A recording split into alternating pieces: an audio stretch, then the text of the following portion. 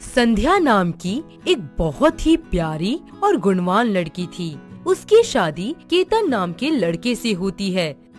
उसके ससुराल में संध्या हमेशा से ही सबका खूब ध्यान रखती है। वहीं उसकी जेठानी चित्रा बहुत ही ज्यादा बुरी और खड़ूस होती है। वो कभी भी किसी गर्भवती महिला को देखकर खुश नहीं होती थी। ऐसे ही एक दिन सुबह सुबह, अरे बहुओं, इधर आओ इधर। आई माँ जी। देखो देखो मैं तुम्हारे लिए क्या लाई हूँ। बाबा जी का धागा। इसे अपनी कलाइयों पर बांध लो। इससे जल्द ही मुझे खुशखबरी सुनने को मिलेगी। हाँ। चित्रा धागा लेकर वहाँ से चली जाती है और उर्मिला अपनी छोटी बहू से कहती है, मुझे तुझसे बड़ी उम्मीदें हैं। छोटी बहू, जल्दी से मुझे दादी बनने की खुशखबरी दे। हाँ जी माँ जी, लेकिन आप दीदी के बारे में ऐसा मत बोलिए, वो भी जल्दी ही माँ बनेंगी, आप देख लेना। हाँ हाँ देखते हैं। मैं भी तो यही कहती हूँ, लेकिन शादी के 4 साल हो गए। बड़ी बहू ने मुझे अब तक खुशखबरी नहीं सुनाई। दीदी भी जल्दी खुशखबरी देंगी। अरे बहू, भगवान करे जैसा तू कह रही है वैसा ही हो। ऐसे ही कुछ महीने बीत जाते हैं और दोनों बहुओं में से कोई भी खुशखबरी नहीं सुना पाती। फिर थोड़े ही दिनों बाद संध्या प्रेग्नेंट हो जाती है। वो ये खुशखबरी जैसे ही अपनी जेठानी को बताती, वो गुस्से से तिलमिला जाती, पर कुछ नहीं कहती। वहीं उसकी सास उर्मिला के तो मानो जमीन पर पैर ही नहीं लगते। पूरे घर में खुशियों की लहर उमड़ जाती है। चित्रा को ये सब देखकर बहुत जलन महसूस होती है। ऐसे ही एक दिन उर्मिला अपनी बड़ी बहू को बोलती है, बड़ी बहू सुन तो जरा। हाँ माँ जी, अब क्या काम है आपको मुझसे? देख, छोटी बहू प्रेग्नेंट है। उसका और उसकी हर जरूरत का ख्याल रखना अब तेरी जिम्मेदारी है। उसे किसी भी चीज की कमी नहीं होने देना, ठीक है ना बहू? अरे मैं क्यों करूँ ये सारे काम? दादी तो आप बनने वाली है, तो आप ही रखो ना फिर उसका ध्यान। अरे तू ध्यान नहीं रखेगी तो क्या करेगी? तू खुद तो माँ बन नहीं पाई, कम से कम किसी को बनते देखी खुश हो जा। अरे ओ करमजली, जाके गाजर का हलवा बना और संध्या बहू को दे दे। ज्यादा मुझसे जुबान ना चला। हाँ ठीक है, दे देती हूँ। चित्रा गुस्से में तिलमिलाती हुई वहाँ से चली जाती है और अपने कमरे में बैठकर मन ही मन सोचती है, कोई मेरा ख्याल तो रखता ही नहीं है। किसी को मेरे होने ना होने से कोई फर्क नहीं पड़ता। सब बस उस संध्या के ही पीछे पड़े रहते हैं। अपनी नफरत और जलन के चलते चित्रा अपनी देवरानी के बच्चे को मारने की साजिश रचती है। ऐसे ही एक दिन उर्मिला किचन में संध्या के लिए कुछ बना रही होती है। तभी वहाँ चित्रा आ जाती है और संध्या का खाना देख उसके दिमाग में एक तरकीब आती है।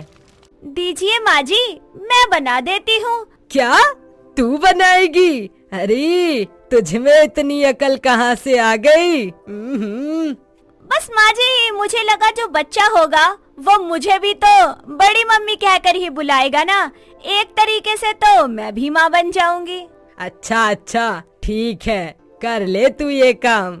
हाँ माँ जी, मुझे दीजिए, मैं लेकर जाती हूँ। लो मेरी प्यारी बहन, आज मैं तुम्हारे लिए अपने हाथों से खाना बना कर लाई हूँ। अरे दीदी, आप क्यों ले आई ये सब? खाओ ना और बताओ मुझे जल्दी। बिल्कुल दीदी, अभी खाकर बताती हूँ। दिल खुश कर दिया आपने तो। खाओ खाओ और लो स्वाद। जो जहर डाला है ना इसमें, वो तेरे बच्चे को मार देगा। अरे दीदी, कहाँ खो गई आप? कहीं नहीं। अच्छा तुम आराम करो, मेरा काम तो हो गया। संध्या खाना खाकर सो जाती है। कुछ घंटों बाद जब वो उठती है तो देखती है कि उसके पेट में कोई हलचल ही नहीं हो रही। वो जोर से चिल्लाती है और रोने लगती है। उर्मिला उसे जल्दी से हॉस्पिटल ले जाती है। वहीं चित्रा ये सब करने के बाद बहुत खुश होती है। कुछ वक्त यूं ही बीत जाता है। संध्या फिर से प्रेग्नेंट हो जाती है। इस बात को सुन के चित्रा का गुस्सा 7वें आसमान पर चढ़ जाता है और फिर एक दिन वो फिर से संध्या के बच्चे को मारने का षड्यंत्र रचती है। ऐसे ही एक शाम, अरे ओ बहू, ये मेवे वाली खीर ले जा और छोटी बहू को दे दे। ये तो बहुत अच्छी बात हुई। अब फिर से इस खाने में जहर मिला दूंगी, जैसे पहले मिलाया था। पहले भी उसका बच्चा मरा था और इस बार भी मरेगा। अरे सोच क्या रही है, ले जाना। हाँ हाँ माँ जी, क्यों नहीं, जरूर ले जाऊंगी। चित्रा खीर लेकर अपने कमरे में जाती है और अलमारी से एक जहर की बोतल निकालकर उसके खाने में डाल देती है। क्योंकि उसकी सास को पहले से ही अपनी बड़ी बहू पर शक था, तो वो चुपके से उसके पीछे जाती है और सब देख लेती है। उसके पैरों तले की जमीन ही खिसक जाती है। वो चित्रा के पास जाती है और उसे खिंचा के एक थप्पड़ लगा देती है। तभी वहाँ उसकी देवरानी संध्या भी आ जाती है। उसकी सास उसे सारी बात बताती है कि किस तरह उसने चित्रा को ये सब करते हुए रंगे हाथों पकड़ा है। देखा छोटी बहू, मैं ना कहती थी इसी ने तेरे बच्चे को गिराया है। ये आज भी तेरे बच्चे को गिराने जा रही थी। देख तो कितनी बुरी है ये। दीदी, मुझे यकीन नहीं हो रहा, आप मेरे साथ ऐसा कर सकती हैं। अरे हाँ, देख और विश्वास कर अपने आंखों देखे पर। जिसे तू बहन मानती थी वो तो डायन निकली, जो तेरे बच्चे को निगल गई। हाँ दीदी, आपने मेरे साथ ऐसा क्यों किया? मैं तो आपको अपना मानती थी, फिर भी मैं तो आप पर इतना यकीन करती थी। आपने मेरा यकीन क्यों तोड़ दिया? अरे नहीं नहीं माँ जी, आप मुझे गलत समझ रही हैं। ये तो गंगा जल है। बस दीदी, और कितना झूठ बोलेंगी आप? सारा सच सामने आ चुका है। झूठ बोलने का कोई फायदा नहीं है अब। बहू, तू चिंता मत कर, मैंने पुलिस को बुला लिया है। थोड़ी देर में आ जाएगी और इस कलमुही को यहाँ से ले जाएगी। नहीं नहीं माँ जी, प्लीज मुझे जेल मत भेजिए, मुझे माफ कर दीजिए। आज के बाद ऐसा कुछ भी नहीं करूँगी। प्लीज प्लीज मुझे माफ कर दीजिए। उर्मिला और संध्या चित्रा को माफ नहीं करती और थोड़ी ही देर में पुलिस भी वहाँ आ जाती है और चित्रा को गिरफ्तार कर लेती है। कुछ समय बाद संध्या एक प्यारी सी बेटी को जन्म देती है और चित्रा जेल में चक्की पीसती है। ससुराल में बहू का दर्द कैसे समझ पाती सास? जब तक ना बीतते उसकी भी बेटी पर ऐसे हालात, जिसे देखकर कल्याणी कह पड़ती, अब ना कभी होगा मुझसे ये दुस्साहस, नहीं तो खोदूंगी मैं भी अपनी बेटी को आज। कल्याणी अपनी ही बहू को दहेज के लिए ऐसी यातनाएं देती है। लेकिन एक दिन कल्याणी की बेटी पर भी यही संकट आन पड़ता है जो कल्याणी अपनी बहू पर कर रही थी। सूरज की शादी को एक ही दिन हुए हैं, लेकिन अगले ही दिन कल्याणी अपनी बहू रीमा को सुबह 5 बजे ही उठाकर घर का सारा काम करने को कहती है। ये देखकर कल्याणी का पति अशोक कल्याणी से कहता है, कल्याणी, बहू सुबह से उठी हुई है, जाओ जाकर उसके काम में हाथ बटा दो। नहीं, वो अब इस घर की बहू है और अब वो घर का सारा काम करेगी। वो इस घर की बहू है, कोई नौकरानी नहीं। इसकी जिंदगी तो मैं नरक बना कर रहूंगी। जिस तरह इसके घर वालों ने शादी में हमारी मांगे पूरी नहीं की है ना। क्या मांग पूरी नहीं की तुम लोगों की? जो बोला सब दिया उन्होंने। आखिरी समय तक तुम्हारा मुंह खुला रहेगा, तो वो लोग करते रहेंगे क्या जो तुम बोलोगे? नहीं किया तो भुगते अब अपनी बेटी के दर्द। कल्याणी को इस बात का दुख था कि शादी के समय रीमा के घर वालों ने उसकी मांगे पूरी नहीं की, क्योंकि कल्याणी ने लड़की के विदाई के समय तक कुछ ना कुछ मांगे जारी रखी थी, जिसकी वजह से उसकी कुछ मांगे तो रीमा के घर वालों ने पूरी की, लेकिन कुछ नहीं कर पाए। और करते भी क्यों, लालच तो बुरी बला है। देर शाम अशोक, सूरज और कल्याणी हॉल में बैठे हुए थे। तभी रीमा सबके लिए चाय बनाकर लाती है और कल्याणी चाय के कप को उठाकर चाय गिराते हुए अपनी बहू रीमा से कहती है। बहू, चाय ठंडी है और अब तो फर्श भी गंदा हो गया, तो इसे साफ कर दे और दूसरी चाय बना ला। ये देख रीमा अपनी सास को कहती है। माँ जी, ये तो आपने जानबूझकर किया है। हाँ, तो अब मैं ही कह रही हूँ इसे साफ कर। तुमने सुना नहीं माँ क्या कह रही हैं? चाय तो अच्छी बनी है, गरम भी है, फिर तुमने इसे फेंका क्यों? कल्याणी और सूरज जानबूझकर रीमा को परेशान कर रहे थे, क्योंकि वो चाहते थे कि रीमा को परेशान करके उनका बदला पूरा होगा। और अब जैसे ही रीमा चाय साफ करने लगती है, वैसे ही सूरज अपनी माँ कल्याणी से कहता है। माँ, इसका बाप कितना कर रहा था ना, शादी वाले दिन हमारी खातिरदारी में कमी की ना उसने, और देखो हम उनकी बेटी की क्या खातिरदारी कर रहे हैं। सही कह रहा है सूरज बेटा, इसकी जिंदगी तो हमने नरक बना ही दी है। इससे तुम्हें खुशी मिल रही है? पापा आप तो चुप ही रहो, आपको कुछ पता वता है नहीं तो क्यों बोलते हो? देर शाम रीमा अपने घर वालों से फोन पर बातें कर रही थी। तभी रीमा अपने पापा को कहती है। पापा, यहाँ सब बहुत अच्छे हैं, मुझे कोई काम भी नहीं करने देता, और सूरज जी भी बहुत अच्छे हैं।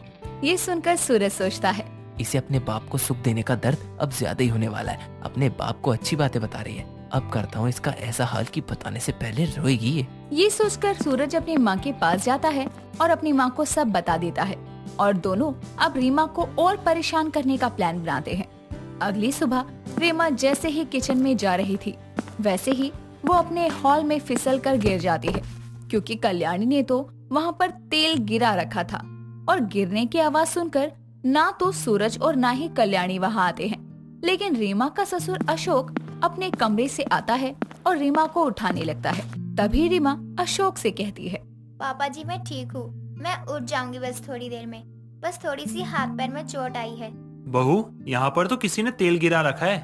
हाँ पापा जी, मैंने देखा। कोई बात नहीं, मैं ठीक हूँ, मुझे काम भी करना है। आपके लिए चाय लाऊं? ये उन दोनों का ही काम होगा बहू, तू चिंता मत कर, सत्य की हमेशा जीत होती है। चाय मैं खुद बना लूंगा, तू थोड़ी देर आराम कर ले। कल्याणी और सूरज रीमा को परेशान करने का कोई मौका नहीं छोड़ते हैं। ऐसे में एक रोज रीमा छत से कपड़े सुखाकर आ रही थी। तभी कल्याणी भी छत से आ रही थी और वो रीमा के पीछे थी। और जैसे ही रीमा सीढ़ियों से उतरने लगती है, वैसे ही कल्याणी रीमा को पीछे से धक्का दे देती है और अपनी बहू को गिरते देखकर कल्याणी खुद से कहती है। क्यों बहू, नरक जिंदगी तो अब शुरू हुई है, कैसा लगा? ये अशोक देख लेता है कि कल्याणी ने रीमा को जानबूझकर सीढ़ियों से गिराया है और रीमा को तो बहुत ज्यादा चोट आई है। फिर भी कल्याणी घर का एक भी काम नहीं करती। लेकिन जब सूरज और कल्याणी घर से बाहर थे तो अशोक झाड़ू, बर्तन और भी काम में अपनी बहू की मदद कर दिया करता था, क्योंकि वो तो एक बाप था जिसने अपनी बेटी की शादी का दर्द झेला है। देर शाम अशोक कल्याणी से कहता है। कल्याणी, मैं समझ सकता हूँ कि तुम्हें शादी में सामान और मांग को लेकर अभी भी दिक्कत है, लेकिन ये सब कब तक चलेगा? इसमें रीमा की क्या गलती है? तुम्हें कुछ पता भी है क्या किया उन लोगों ने? कैसे हमारी नहीं सुनी? तुमने बहू को धक्का दिया, मैंने सब देखा। जो तुम लोग कर रहे हो ना, वो सब गलत है। कल्याणी, तुम्हारी भी एक बेटी है।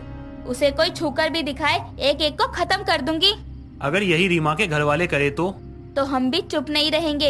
ये बातें चल ही रही थी कि तभी कल्याणी की पड़ोसन कांता कल्याणी के घर आती है और कल्याणी से कहती है।